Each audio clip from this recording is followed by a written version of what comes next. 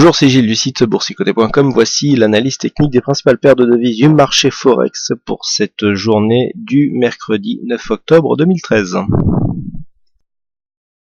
Nous commençons tout de suite cette analyse par la paire de devises euro-dollar. Donc l'euro-dollar qui casse ici sa dynamique haussière. Nous avions tracé ce support hier, voilà, il n'aura pas fait long feu. Donc une cassure qui s'est effectuée dans la nuit, et donc avec des cours qui sont revenus ici atteindre les niveaux d'invalidation que je vous propose sur la stratégie euro-dollar. On était haussier, je visais moi personnellement en retour sur un 36,40.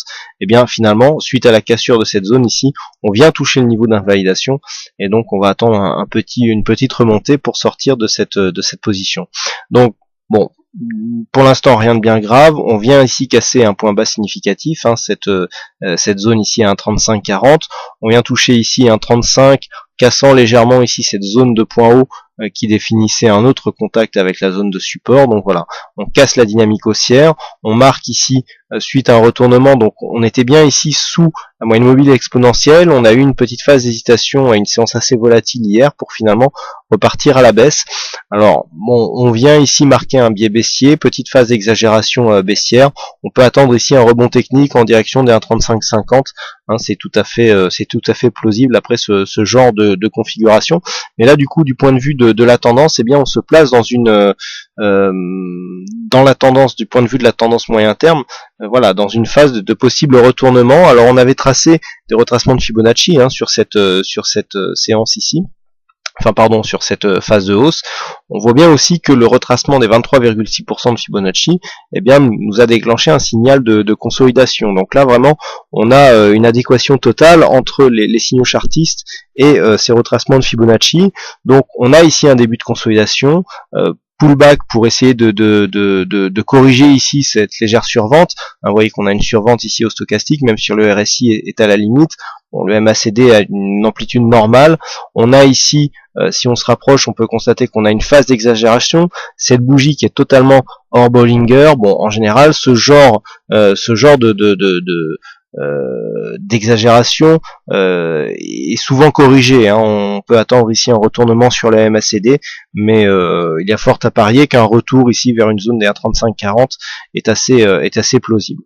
Donc là, pour l'instant, début de biais baissier, puisqu'on passe quand même dans un biais baissier après avoir quitté ici ce biais haussier. On avait de nombreux contacts avec la bol sup, la zone ici de moyenne mobile 20 exponentielle qui jouait un rôle de support. Ici on a vu que le flux commençait à s'inverser, petite hésitation là, et puis là on a une matérialisation du fait que ces flux étaient vraiment inversés et que ils ont permis un changement de tendance. Donc là, inscription dans une phase baissière court terme. Petit rebond technique à attendre donc sur la vue très court terme, et donc à suivre pour cette phase donc de consolidation, avec un prochain objectif suite à la cassure des 23,6 qui se situe ici sur le 38,2, à savoir les 1,3439. Sur le câble, nous avons une configuration aussi de cassure de mouvement, puisque hier nous étions ici. Alors très intéressant, vous voyez que le trading, le setup de trading en tendance nous donne toujours des très bons points d'entrée. Hier je vous indiquais ici donc l'inscription d'une phase baissière, retour ici, contact avec cette moyenne mobile 20 exponentielle. On attendait une confirmation de ce mouvement baissier, il est arrivé. Donc cassure du précédent plus bas, contact avec la bolle inférieure, et donc on se place dans une continuité baissière avec un début de bougie ici qui était en train de s'inscrire totalement hors Bollinger. Il faut attendre la clôture de cette bougie pour voir si cela sera toujours valable à la clôture.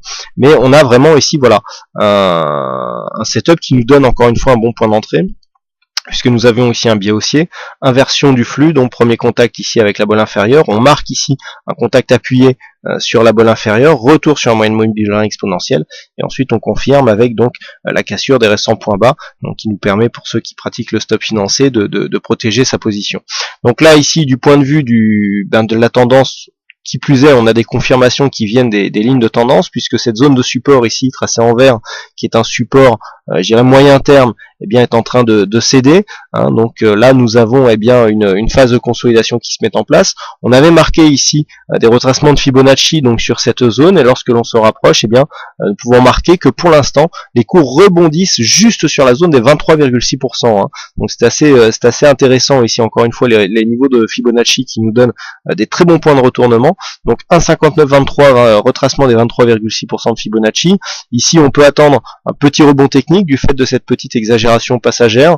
Petit retour au moins ici sur 1,5972 voire 1,60, mais la tendance reste bien sûr orientée à la baisse. Et par contre, si une cassure intervenait ici de cette zone des 1,5923, que ce soit avant ou après le rebond technique, si c'était avant, eh bien ça invaliderait le rebond tout simplement, eh bien l'objectif se situerait sur le retracement des 38,2%, qui se situe à 1,5711. Sur le dollar yen, il y a là aussi, même si c'est un peu moins flagrant, on a un début de niveau de retournement qui est en train de se créer. On voit bien ici cette phase court terme avec cette évolution ici bien calée entre cette moyenne mobile 20 exponentielle et cette bande de Bollinger inférieure. Et lorsque l'on regarde, eh bien nous avons un mouvement ici qui commence à nous donner une inversion de flux, à savoir ici les cours donc qui reviennent sous la moyenne mobile 20, on s'enfonce ici mais on ne revient pas valider un contact avec les récents points bas, on n'a plus de contact avec la bolle inférieure, donc attention ici, on remonte, on casse cette moyenne mobile 20 exponentielle. Donc là clairement, on a un signal de sortie de dynamique.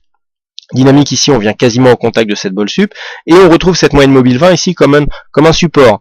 Bon, donc là, clairement, on a, sans pour autant avoir de retournement de tendance, puisqu'on n'a pas encore cassé de point haut significatif. Point haut significatif de cette tendance se situait, le dernier en tout cas, se situait à 97,49. Nous sommes à peine venus toucher ici 97,47. Donc même si on égale quasiment ce précédent point haut, on ne le casse pas, on ne peut pas encore confirmer le fait que nous sommes en retournement de tendance. Donc pour l'instant, même si nous ne sommes pas en retournement de tendance, on est en phase de stabilisation, donc pour l'instant évolution neutre, tant que nous restons entre, on va dire, 97,50 et 96,50. Donc voilà, on peut avoir une évolution ici en range. La cassure de l'une ou de l'autre de ces limites nous donnera un signal directionnel plus précis, mais en tout cas pour ce qui est du fond de la tendance, voilà, nous avons ce biais ici baissier qui est en train de peut-être se retourner.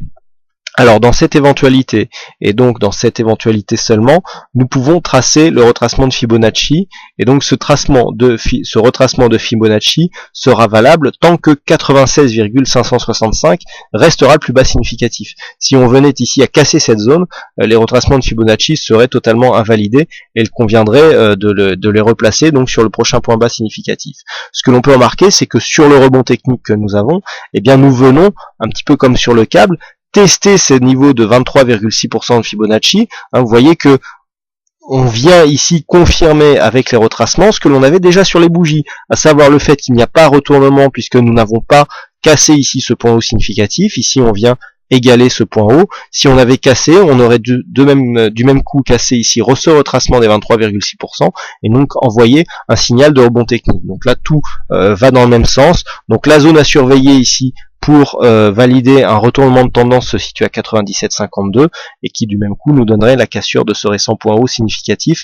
Et donc tant qu'on reste sous cette zone, on a une sortie de la dynamique au profit d'une évolution en range. Par contre le fait de casser ce point bas ici à 96,56, eh bien nous placerait dans une invalidation de ce retournement et donc dans un signal de continuité baissière. Voilà ce que nous pouvons dire donc sur l'analyse technique de ces principales paires de devises du marché Forex. Il ne me reste plus qu'à vous souhaiter à toutes et à tous une bonne soirée, bonne chance dans vos prochains trades. Et on se donne rendez-vous dès demain pour d'autres analyses techniques en vidéo. Bonsoir à tous.